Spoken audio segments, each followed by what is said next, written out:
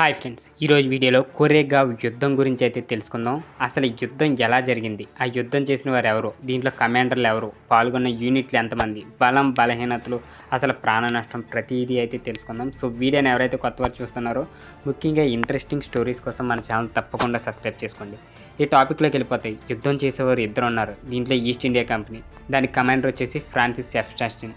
ఇది పాల్గొన్న యూనిట్లు 2వ బెటాలియన్ 1వ రెజిమెంట్ బొంబాయి స్థానిక పదాతి దళం. సో సహాయక గుర్రం అశ్వదళం కూడా ఉంది. దీనికి మద్రాస్ ఆర్టిలరీ కూడా ఉంది. దాదాపు వీళ్ళ బలం 834, దాదాపు 500 మంది పదాతి దళం, ఇంకా దాదాపు 300 మంది అశ్వక దళం, 24 పిరంగులు కూడా ఉన్నాయి.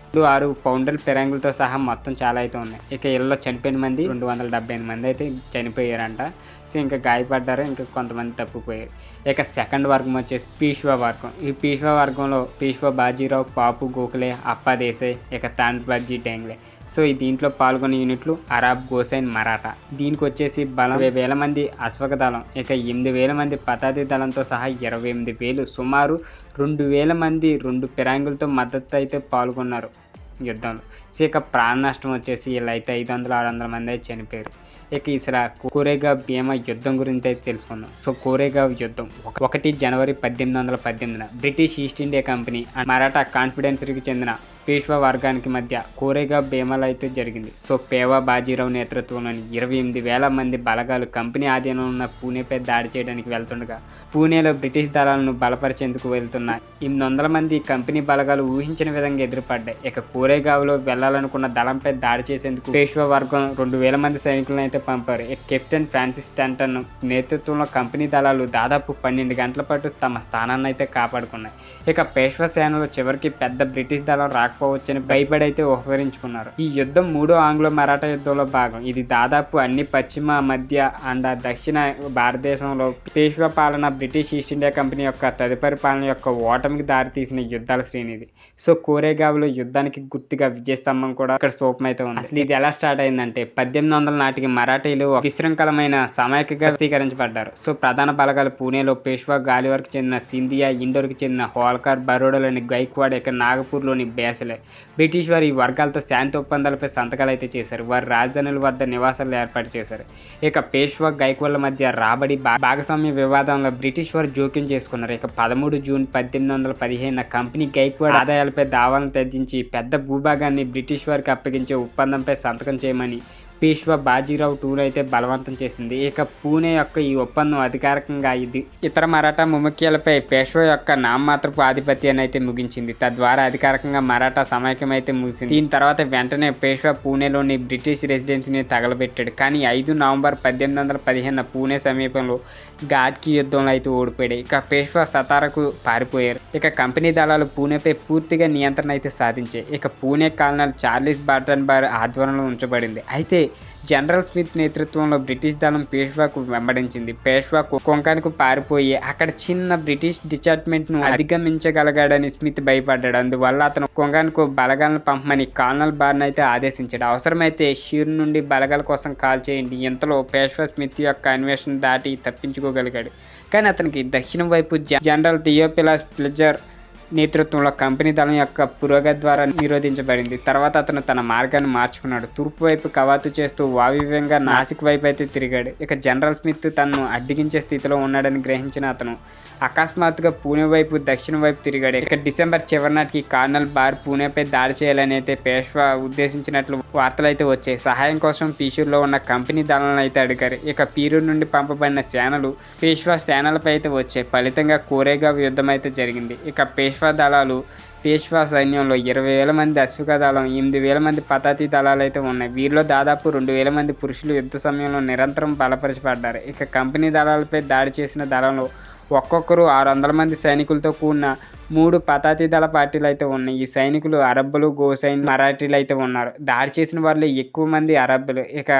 పేష్వా సైనికులు అత్యుత్తమంగా పేరు పొందారు. దాడి చేసేవారికి ఆశ్విక దళం ఇంకా 2 పిరంగులు అయితే మద్దతు ఇచ్చాయి. ఈ దాడికి బాపు గోఖలే, అప్పా దేశాయ్, ఇంకా త్రయంబక్జీ డెంగ్లే దర్శకత్వం అయితే వహించారు. వీరిలో త్రయంబక్జీ ఒక్కడే కోరేగావ్ గ్రామాలకు అయితే ప్రవేశించాడు. ఒకసారి దాడి సమయంలో పేష్వా అధిపతులు కోరేగావ్ సమీపంలో పుల్షేషర్ పులిగావులు అయితే ఉన్నారు. మరాఠా ఛత్రపతి సాతారాకు చెందిన ప్రతాప్ సింగ్ కూడా పేష్వాతో పాటు అయితే ఉన్నాడు. ఇక ఈ కంపెనీ దళాలు వచ్చేసి పిరూరు నుండి పంపబడిన కంపెనీ దళాలు 834 మందిని కలిగి ఉన్నాయి. వీరితో సహా 2వ బెటాలియన్ 1వ రెజిమెంట్ ముంబై స్థానిక పతాతి దళం ఫ్రాన్సిస్ స్టాంటన్ నేతృత్వంలో దాదాపు 500 మంది సైనికులు, ఇతర అధికారులు ఉన్నారు. ఇక లెఫ్టినెంట్ అడ్జస్ట్మెంట్ థామస్ ఫ్యాంటినెస్ అండ్ లెఫ్టినెంట్ కార్నెలన్, ఇక లెఫ్టినెంట్ జాన్స్ 10వ రెజిమెంట్, ఇక అసిస్టెంట్ సర్జర్ వింగెట్, ఇక సహాయక గుర్రం మద్రాస్ ఎస్టాబ్లిష్మెంట్లోని లెఫ్టినెంట్ సాన్వెస్టన్ కింద దాదాపు 300 మంది, ఇక మద్రాస్ ఆల్టరీ 24 యూరోపియన్, 4 స్థానికులు, 2 6-పౌండర్ తుపాకీలతో లెఫ్టినెంట్ షిష్మాల్ నేతృత్వంలో అసిస్టెంట్ సర్జన్ వెళ్ళి మాత్రమే ఇతర ఫిరంగి అధికారి అయితే ఉన్నారు. ఇక భారత సంతతికి చెందిన కంపెనీ దళాల్లో మహర్లు, మరాఠీలు, రాజపుత్రులు, ముస్లింలు, యూదులు అయితే ఉన్నారు. ఇది చాలా వరకు బ్రిటిష్ నియంత్రణలో ఉన్న పూనా రక్షణకు పటిష్టం చేసే లక్ష్యంతో కెప్టెన్ స్టాంటన్ 3 నెలల క్రితం అయితే సేకరించిన దళాలు. యుద్ధం ఎలా జరిగిందంటే కంపెనీ సేనలో 31 డిసెంబర్ 1815 రాత్రి 8 గంటలకు పిషూర్ నుండి బయలుదేరారు. ఇక రాత్రంతా కవర్ చేసి 25 మైళ్ళ దూరంలో ప్రయాణించిన తర్వాత తాలేగావ్ దామ్దేరే వెనక ఉన్న ఎత్తైన ప్రదేశానికి అయితే చేరుకున్నారు. అక్కడ నుండి వారు భీమా నది, ఇక అవతల అశ్వ సైన్యాన్ని అయితే గుర్తించారు. కెప్టెన్ స్టాంటన్ నది ఒడ్డున ఉన్న కోరేగావ్ భీమా గ్రామం వరకు కవాతు చేశాడు. ఇక గ్రామం చుట్టూ తక్కువ మట్టిలో గోడ అయితే ఉంది. కెప్టెన్ స్టాంటన్ నిస్సారమైన భీమా నదిని దాటడానికి ఒక సాహసం అయితే చేశాడు. 5,000 మంది పతాతి దళం ఇక పేష్వా స్థావరం కంటే కొంచెం ముందుంది. ఇక బ్రిటిష్ దళాల ఉనికి గురించి అతనికి తెలియజేయడానికి వెనక్కి అయితే తగ్గింది. ఇంతలో స్టంటన్ తన బలగాలను నదిని దాటకుండా కోరేగావ్లో అయితే ఉంచాడు. అతను తన తుపాకుల కోసం ఒక బలమైన స్థానాన్ని అయితే పొందాడు. ఇక భీమా నది దాదాపు అయితే ఎండిపోతుంది. ఇక ఆప్రోచ్ని కాపాడడానికి మరొక పిషూర్ నుండి రహదారి కాపలాగా అయితే ఉంచాడు. అతను 5,000 మంది బలమైన పతాతి దళం తిరిగి వచ్చిన తర్వాత పేష్వా అరబ్ గోసేన్ మరాఠా సైనికులు 3 పతాతి బృందాలను అయితే పంపించారు. ఇక ప్రతి పార్టీలో 300 నుంచి 600 మంది సైనికులు అయితే ఉన్నారు. 2 పిరాంగులు, రాకెట్ కాల్పులతో 3 పార్టీలు వేరు పాయింట్ల వద్ద భీమా నదిని అయితే దాటి పేష్వా సేనలు కూడా పిషూర్ రహదారి నుండి అయితే చిన్నపాటి అయితే దాడి చేశాయని చెప్పొచ్చు. ఇక మధ్యాహ్నం సమయానికి అరబ్బులు గ్రామ శివార్లో ఒక దేవాలయాన్ని తమ ఆధీనంలోకి అయితే తీసుకున్నారు. ఆలయాల్లో ఒక దాన్ని లెఫ్టినెంట్ అసిస్టెంట్ సర్జినల్ విల్లీ నేతృత్వంలోని పార్టీ తిరిగి స్వాధీనం అయితే చేసుకుంది. ఇక అరబ్బులు నదికి కాపలాగా ఉన్న ఏకైక తుపాకీని కూడా స్వాధీనం చేసుకున్నారు. వారి అధికారి లెఫ్టినెంట్ షిష్మాల్తో సహా 11 మంది గన్నర్లను అయితే చంపారు. సో దాహం, ఆకలితో కంపెనీ గన్నర్లతో కొందరిని లొంగిపోవడానికి చర్చలు జరపాలని అయితే ఆదేశించారు. అయితే కెప్టెన్ స్టాంటన్ లొంగిపోవడానికి నిరాకరించాడు. లెఫ్టినెంట్ ప్యాంటిసన్ నేతృత్వంలో బృందం తుపాకీ తిరిగి తీసుకుంది. ఇక తల నరకవేయబడిన లెఫ్టినెంట్ షిష్మాల్ మృతదేహాన్ని అయితే కనుగొన్నారు.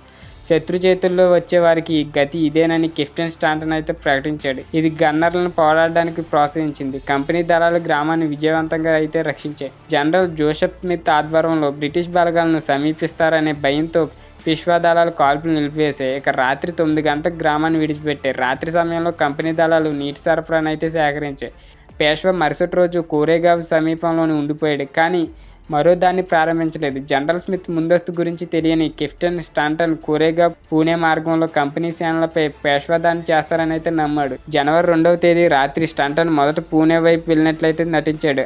అయితే గాయపడిన చాలా మంది సైనికులను తీసుకుని పిషూర్కి అయితే తిరిగి వెళ్ళాడు. లండన్ గెజెట్ నుండి ఆసక్తికరమైన ఇంటెలిజెన్స్ ప్రకారం బాంబే స్థానిక పతాతి దళం యొక్క 2వ బెటాలియన్ 1వ రెజిమెంట్ నాయకత్వం వహిస్తున్న కెప్టెన్ స్టాంటన్ 3వ తేదీ జనవరి 1818 లెఫ్టినెంట్ కల్నల్ బార్ నుండి ఖాతాలు అయితే స్వీకరించబడ్డాయి. అదృష్టవశాత్తు చేయగలిగింది 125 మంది శతగాత్రులతో, ఇక 128 మంది గాయపడ్డారు. ఇక 50 మందిని కోరేగామ్ పాతిపెట్టి తీవ్రంగా గాయపడిన 12 మందిని 15 మందిని అక్కడే వదిలేసి శరీరుకి తిరిగి తన యాత్రను అయితే ప్రారంభించడానికి పేష్వా దక్షిణాది అయితే వెళ్ళిపోయాడు. ఇక జనరల్ స్మిత్ బెటాలియన్లను అయితే రక్షించాడు. ఇక ప్రాణ నష్టం వచ్చి 834 కంపెనీ దళాల్లో 275 మంది అయితే మరణించారు. ఇక గాయపడ్డవారు లేదా కొంతమంది తప్పిపోయారు. వృత్తుల్లో 2 అధికారులు అయితే ఉన్నారు. Assistant surgeon Wingate and lieutenant షిష్మాల్. లెఫ్టినెంట్ ప్యాంటిసన్ తర్వాత షిరూర్లో గాయాలతో అయితే మరణించాడు. ఇక పతాతి దళంలో 50 మంది అయితే మరణించారు. ఇక 105 మంది గాయపడ్డారు. ఫిరంగి దళంలో 12 మంది అయితే మరణించారు. ఇక 2 రోజుల తర్వాత అంటే జనవరి 3, 1818 కోరేగావ్ను అయితే సందర్శించిన మౌంట్ స్టోవర్ట్ ఎలిఫెంట్ స్టోన్ ఇల్లు తగలబడిపోయాయని, వీధులు గుర్రాలు అండ్ మనుషులు మృతదేహాలతో నిండిపోయాయని అయితే రాశాడు. ఇక గ్రామంలో దాదాపు 50 మంది మృతదేహాలు అయితే పడి ఉన్నాయట. వాళ్ళే ఎక్కువ మంది పేష్వా యొక్క అరబ్ సైనికులే. సో ఇక గ్రామం వెలుపల 6 మృతదేహాలు అయితే ఉన్నాయట. అదనంగా 50 మంది స్థానిక సిపాయిలు, ఇంకా 11 మంది యూరోపియన్ సైనికులు, ఇక కంపెనీ దళాలకు చెందిన 2 మరణించారని అయితే అధికారులు అప్పుడు నిస్సార సమాధులు అయితే అక్కడ ఉంచారు. సో ఇది కోరేగావ్ యుద్ధం యొక్క స్టోరీ. సో మీలో ఎంతమందికి యుద్ధం గురించి తెలుసో కింద కామెంట్ రూపంలో తెలియజేయండి. వీడియో నచ్చితే తప్పకుండా లైక్ చేయండి. ఇలాంటి ఇంట్రెస్టింగ్ స్టోరీస్ కోసం మన ఛానల్ తప్పకుండా సబ్స్క్రైబ్ చేసుకోండి.